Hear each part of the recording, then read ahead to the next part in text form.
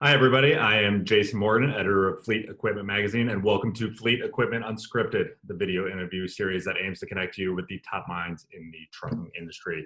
Today, I have Kevin Aries, head of global product success at Verizon Connect. Kevin, thanks for taking the time to join me here. Hey, Jason, thanks for having me. Appreciate it. So, how's it going over there? How's the work from home transition going? Yeah, things are well. Thanks for asking. As a business, we've been remote now for a few weeks. It's going well. I'd say that we've all found our patterns personally and professionally to get work done. As a business, we're obviously our hearts are with all the businesses around the world. Many of them obviously going through some tough times right now. But we're all cylinders running. It's important for us that we keep our software and our platform running in performance because, we do know that there's many businesses out there that unfortunately just don't have the work and the demand for their business right now. There are many others that do. Right, so long haul transportation and delivery companies, those that are in the critical supply chains are very active right now, and so it's really important that we continue to serve those customers. So, in a lot of respects, we're business as usual, continuing to deploy the right features and the right enhancements for customers, whether they are taking a little bit of a pause in their business or whether they are again more active than usual. Right, for sure. And the topic we'll talk about today, field service, keeping everybody productive, making sure they're getting where they need to get to. And I guess, connecting people remotely is was your bread and butter anyways, right? So this is right in your wheelhouse.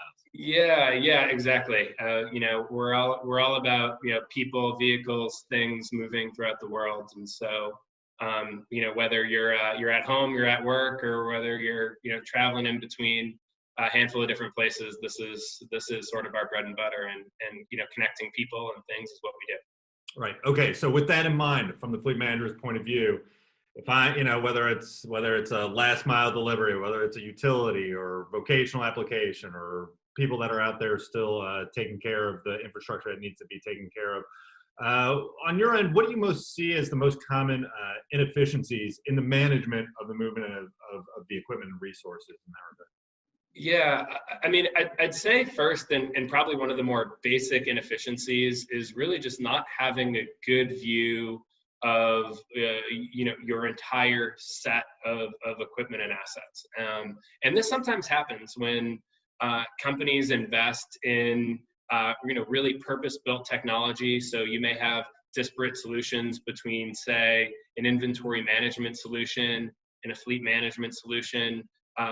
So it's really up to the business to think about how do they get their vehicles, their people, their schedules, their assets and equipment, and the work to be done, and all of the data around it, all in one place and all in one view. And so that's certainly a really big area of inefficiency when that's not happening. I'd say secondary to that, when I think about assets and equipment in particular, on job sites, I think about the health and maintenance of that equipment. You've got to know that a lot of that equipment is going to be exposed, living outside, in the elements, so to speak. A lot of that equipment doesn't even come back to the office as much as companies would like it. And so for that reason, it's really important that in order to stay efficient, companies are really thinking about how do they continue to maintain and check that equipment so that when it comes time to get the jobs done, that equipment is there, performance, and ultimately ready to go. Right, for sure. So it sounds kind of like two different tracks here. We got the visibility within the platform, and then making sure you're seeing what you need to, maybe on the maintenance and upkeep side.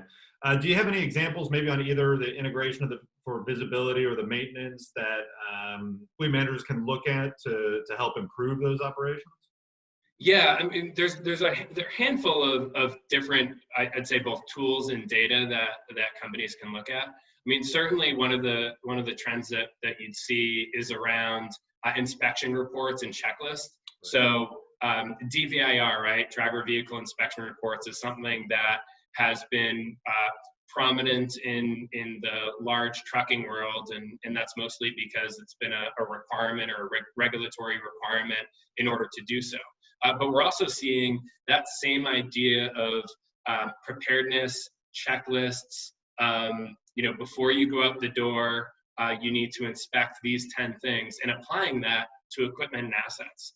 And that's really important and critical for businesses because they can't afford to travel to a job site and not have what they need to, or not have that equipment functioning the way that they want. So just something as simple as a checklist or some sort of preparedness tool is the type of data that's going to help plug any of the gaps and inefficiencies. I'd say the other thing that is really important to look at is data around job times.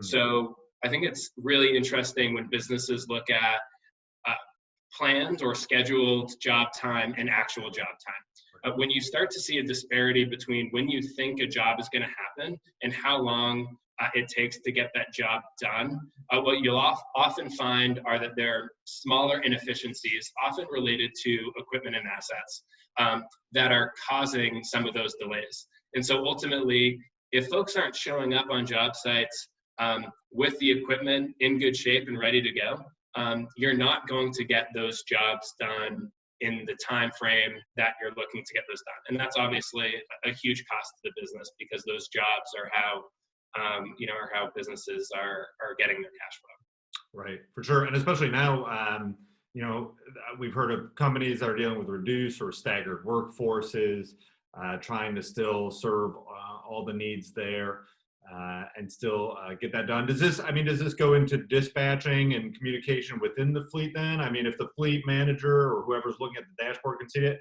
what are some ways to incorporate that into their operations holistically?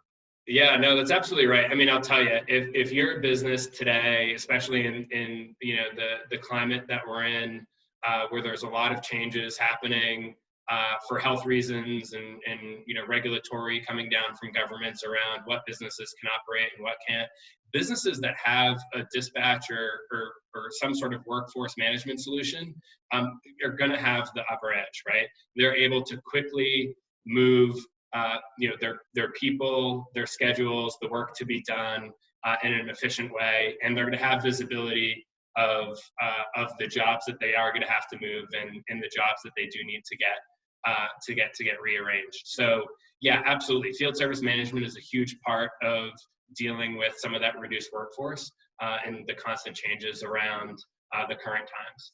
I'd also say location. Just simple location, I know it's basic, is becoming really important for the companies that are dealing with employees that are taking more sick leave, or perhaps because of various social distancing aren't able to fully deploy a workforce. But knowing where your folks are, where your crews are, is going to help optimize how to get the jobs done for the day. And even looking back at historical jobs and historical location can be a big help, especially if there's concern about where your employees have been or potentially what they may have been exposed to. It's going to be really important. So having all of that historically is also a big one. Yeah, for sure. I mean, even in just my my experience of transitioning to work remote, it's definitely different than what fleet managers are dealing with, but how it's changing our internal processes for workflow, reporting, communication. And yeah, you start to see gaps where you come up with efficiencies to solve some problems. And you're like, well, this is just going to change how we do things going forward, like even after all this clears up, So if fleets have the platform, now's the time to really dive into them, or if they don't, start looking around and implement one, right? Yeah, that's right. I think, you bring up a good point about not having the technology.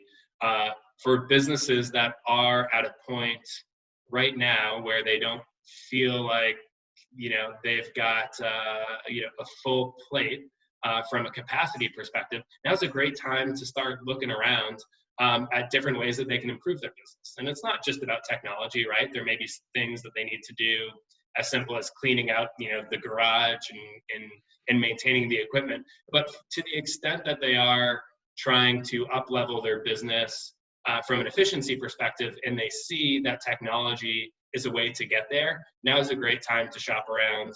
Now is a great time to start doing demos, talk to different companies, and really get a sense for what's out there in the market. So right now, it doesn't need to be a time for companies to sit back. It can be a really good opportunity for companies to get forward so that when they are back on their feet, they're in a much better place.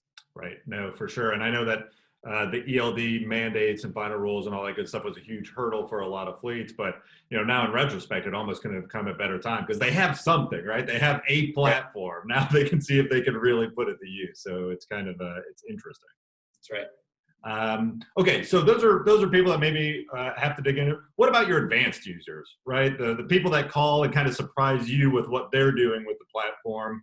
What are some of these field management tips that maybe they're looking at, or once you're past the first kind of stepping stones and the larger world opens up, where do you go with it? Yeah, I mean, I think the first place a lot of companies go to is I need to get deeper into the data. I need to extract more insight for my business. And I don't disagree with that. But what I often see from some of those same companies is some of the basic data that they've had at their fingertips for a while, they haven't really seen the action or change that they should be driving out of that very basic data. So I like to encourage companies, it's not just about continuing to run more reports and driving more data. It's about going back to the data that you already have and then figuring out how to really create an action plan around it. I'd say one of the simple things that I would recommend, an advanced user company to do is simply build a culture of sharing data as a means of rallying several people around some of the metrics for the business.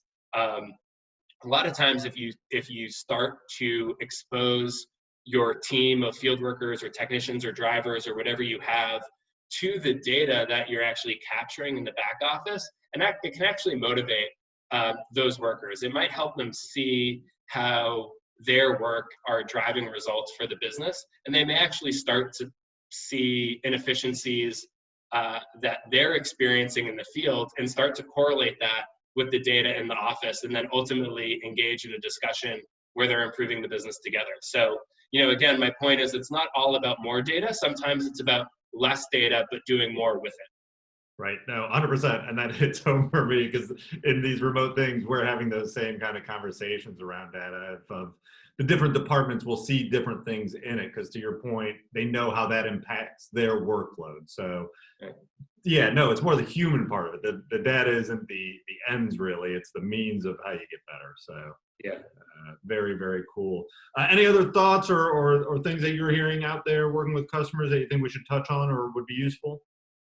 No, again, listen, I think, it's obviously interesting times. Again, our thoughts are with all the businesses that are, concerned about the future. But I'd say that, again, this is a great opportunity to think about some of the inefficiencies in those businesses that they can start to work on and be in better standing for when they're up and running. And we'll ultimately, continue to keep an eye on the market and keep an eye on our customers and make sure that, the businesses that need to run and the goods and services and great work that needs to be performed in the field every day gets done, whether that's through their own hard work or through our technology or a little bit of both.